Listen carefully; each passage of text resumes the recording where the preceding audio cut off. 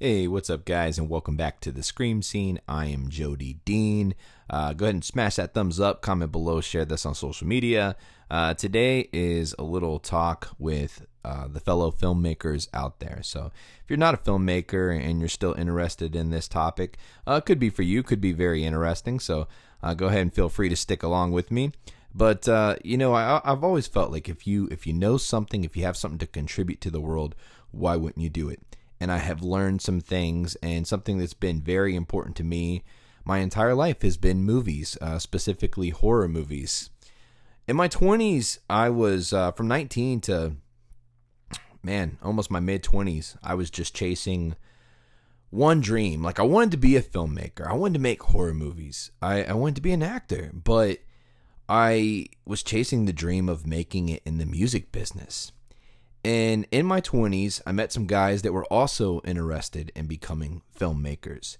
And they had equipment. I had the skill of writing, and I was eager to learn special effects makeup, and I actually picked it up really quickly, where it was like, hey, we got a fight scene, Jody. We're going to need some bruises over here, some cuts, some scrapes. And I was that guy. And hey, we need a script for something. I would write it, and they'd be like, hey, man, you're pretty good at acting. Why don't you act in this? And we started making short films of what I call pitch trailers. Just basically like, imagine you walk into a film meeting and you've got, maybe 60 seconds, 3 minutes to, shoot your shot and say, hey guys, like, here's what I want to do. I got this idea for a movie, how much it's going to cost, where I want to shoot it. I project that this would do good in the kind of market we're seeing right now. And we would make these trailers that were basically selling you the idea of a movie. Instead of us walking in there saying, like, hey, this is what we want to do. Here's a glimpse of what it could look like. And this is basically with low budget, no budget. So just imagine. I started doing that, and I started realizing when we were putting these together, I'm like, man, these little pitch trailers look really, really well. But I started thinking, man, why aren't we doing movies? Because we can't make no money from the pitch trailer. Posting short films for free online will help get us known. We'll build up a reputation. We'll get some supporters. We'll get some fans. But ultimately, the only way we're going to make money is if we can get a DVD out, if we can get on streaming services. And, just coming into the film game, like, that's where my mind was. Like, how can we turn this into something that can make money so we can keep doing this? It wasn't like, how can we turn this into money so, we can just ball out, man, and we can have these lavish lifestyles? That wasn't even in the thought process. I think it was more in the thought process of the people that I was messing around doing work with. Mine was like, how can we become a functioning film studio? So today what I want to talk to you guys about is how to make your films profitable. Short films are a great way to get known. They are a great way to become an award-winning filmmaker. One of my short films won an award more recently. It's called Underdog Undead. I gave it away for free. Didn't spend a lot of time putting it together, but it looked really well. It won an award for Best Zombie Horror in Germany, and that was really, really cool. So, by getting these awards and getting your name out there, it adds some credibility to you. Like, people will start looking at you saying, like, well, why is he winning awards? I want to see what's so special. And they'll take a look. They find something they like. And the way the horror community works, and I've always talked about this, I think it's very important to acknowledge, is nobody supports like the horror community. So if you can get into this vein, and if you're doing something different too, this still pertains to you, but like, if you can get into the vein of the people that want your kind of content, start working to establish a fan base. It doesn't matter if it's 20 people, if it's 2,200 people, if it's 22,000 people, 22 million people, that we should be so lucky to have. We don't have numbers like that, but we have the numbers to show that you can be very successful and have a functioning studio with very, very little. So, I sit here today, I'm like, how could I explain to people how they can make what they're doing profitable?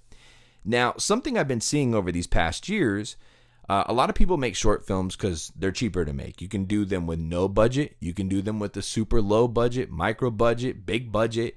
But once you put it out there, it really goes to film festivals. It goes on the internet for free. It's like, damn. Like, now a lot of streaming services are starting to accept short films. So there is a revenue avenue for you right there. But it's also like, if you're charging people up front, how much can you charge for a short film? Like, a lot of people aren't going to pay more than $1 to watch, a movie that's only 10 minutes long, 20 minutes long. So you have to figure out how to make it profitable. So most likely what you would want to do is you would want to go with the streaming service. Like, hey, let me put this short film out there. If mainly what you do is short films, you could just start putting all your short films on a streaming service that allows you to get paid along the way. Might not be a lot, but, you're getting out there, you're getting exposure. And there's a lot of platforms that are starting to take short films. Now, one idea I have, and I'm not going to go into the name of the project when it's coming out, but I do plan on putting out a compilation of award-winning short films under Dean's Haunted Mansion Film Studios in the next 2 years. And they're going to be from short films I've done that have won awards, and we have a lot of short films to come. So we're hoping that, we're able to make that compilation happen. We're preparing for the future because I want to do short films in between feature films. It's a good way to stay sharp. It's a good way to feed your fans while they wait for the big thing. And ultimately I call it a workout before the big game. I like doing a short film or two between projects. I mean, if you're doing a feature, you're going to be on set for a long time. It's going to take a long time. When you come off of that, let yourself rest for a month or two and just, slide a short film in there and say, hey guys, like, look, I know you're waiting for me to start the next movie, but here's something for free. You can also put it on streaming services and maybe you'll make a few bucks back that way. But ultimately, I am a firm believer that anybody that is a filmmaker needs to really invest their time into trying to make a feature, whether you think you're ready or not. If you're spending a lot of time, if you're spending a lot of money, you need to start working on them. And if they're not great, if you're not proud of it, then you don't have to put it out. But try and go through the process. I made a full-length feature film in my 20s, and I basically did it with just the help of my wife, a few friends, people that were willing to be in my movie for damn near free or at least $50 a day. And, I still spent some money making it, but it wasn't nothing crazy. It's probably less than $3,000. Actually, I put like $11,000 into equipment back then and probably spent $3,000. So if you want to call that the budget, that was the budget. It was a significant amount, really, but because now we're doing films on $10,000 budgets and they look big. But back then, I put all that into this film and it looked terrible. It looked terrible, and it sucks because it got a lot of press, it got a lot of promotion, and then it took me forever to bury this thing to where people could not watch this movie. And luckily, a lot of copies didn't get out in circulation. I pulled it. I just wasn't proud. It wasn't what I wanted to be known for. And it kind of sucks because I probably could have made a shitload of money. People were writing about the film in Trinidad and Germany and China. It was wow, people like this shitty horror film. And it's funny, it was my first film I ever made. So it was a lot of work. I ended up burying it. And I was like, when I come back and I do this again, I want to make sure I'm putting out something that I'm proud of.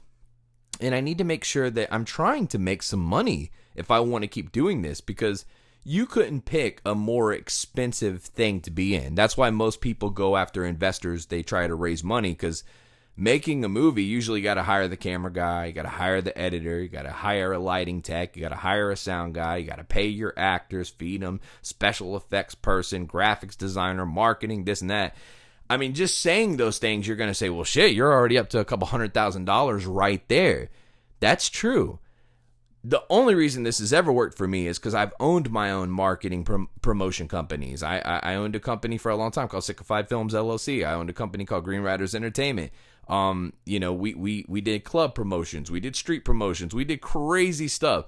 So I've got a background in promotions and marketing and graphics designing, and filmmaking. A lot of my filmmaking experience comes from just a lifetime of observing and learning, and then trial and error, just working. But I also understand shots. I watch movies and I pick them apart, and I'm like, ooh, watch, this is gonna happen, and it almost happens every time. Oh, you see how that lighting's coming through that window right there, but they got the place dark? Like, this is what they're trying to get. Okay, watch, here comes some music right here. Boom, you hear it. I've gotten to a point to where if I can look at big budget pictures and just like see like what they're doing, I can do it too. It's holding the camera in the same direction. It's trying to achieve similar lighting and using it in a different aspect. So the bottom line is anybody can become a filmmaker, but you really have to put the work in. And while you're putting the work in, you have to try and make something you can sell, that you can make revenue off of. I don't see, like, if you're doing no budget stuff and you're just being super creative, I've done that before. My hat's off to you. You can keep doing that. And some of that stuff you can market. You can market, especially in the world of TikTok, Instagram, Facebook. But you need to try and put a product together, something that has a cover, something that has a name, something that you can promote for the rest of your life. You know, like Mallet 1, Mallet 2, my first two movies, they're going to be out there forever. When I'm dead and gone, those movies are still out there. Large scale, small scale, doesn't matter. That's forever generating revenue. It's just, you know, it's the most godly thing besides God, breathing life into something, putting something out there that can live forever, because we can't live forever, but our art can. So when you put a product together, man, you know, you actually have something now. And it doesn't matter. I know people that would tell you themselves, like, oh, I made this shitty horror film a few years ago, and, you know, I'm not proud of it, man, but it's done really well. It's like, wow, there's a market out there for everything. Just like there's a house for everybody. A lot of real estate agents will say, you know, I got this one house, man. It's been sitting for a year, but it's going to sell. There's a house for everybody. Bam, it sells. I've seen that over and over. So your movie might not even be for you, but believe it or not, it could be for somebody out there. And if you're doing this and you want to keep doing it, I don't know how big you're thinking, how big your dreams are, how big your scripts are, but you're going to have to make some funding, and you're going to have to get in front of enough people that they want to continue to see what you're going to do. You know, that's where I'm at right now, is I've got a lot of people that want to continue to see what I do, and they're willing to support me along the way. That is huge, man. And that's more than I could have ever hoped for. And to be honest with you guys, like, where I'm at right now, like, if this is the scale, like, I'm right, maybe I'm right here, and I'm super stoked about that. Like, if I don't get to here, it's okay, because being right here was hard enough to get here, and it is lucrative. Is it, you know, just atomically life-changing? No, but it also, I don't have like these insane taste and everything like that. Like, you know, like I enjoy the little things in life. I like hanging out at home. I don't like going to fancy restaurants. I like going to Sonny's barbecue. You know, my wife said to me the other day, you know, something about like, I won't get into the conversation, and I was like, no, like, I'll still be driving my Toyota. And she's like, really? And I'm like, yeah, Toyota Tacomas are the best vehicles in the world, in my opinion. That's what I like. No, I'm not going to go buy a Lambo. I'm not going to do this or that. Like, I don't care about shit like that. So, you know, depending where your goals are, you can become very successful, by bringing your company to life. And you can't do that without having a product. I mean, and if you don't have a product, make something that goes to streaming services, something you can stream forever. You know, create something that you can give options to people. Like, hey, you have the option to have this for 3 years. You have the option to have this for 2. 1, I'm going to, you know, option it to this region and this region. Believe it or not, it's a lot easier. It's a lot easier to do what I'm saying than it sounds like. But also, when you are starting out with it, it's going to be like, dude, he's wrong. This is hard. Everything's hard until you learn how to do it. Riding a bike is hard until you learn how to do it. And you're like, oh shit, this is actually really easy. And then you just get better and better. So, you know, a friend of mine, Francis, he supports the channel here, fellow filmmaker. The other day I seen a comment where he was like, well, how do you get your movie on Prime? I'm talking about distribution, and you can go through Slate, you can get your movie on Prime. You just got to follow the application. You got to follow the pages, and ultimately it's up to them whether they want to accept it or not. It's not like just because I made something, it's going to be on there. That's not the case. Like, I do have an idea of what they'll probably accept, and I'm hoping for the best all the way up to the gate. And so far, I have not been let down. The only curveball I've had is my last movie, my second movie, Mallet 2, right here, that I won an award for, best horror effects in a horror film.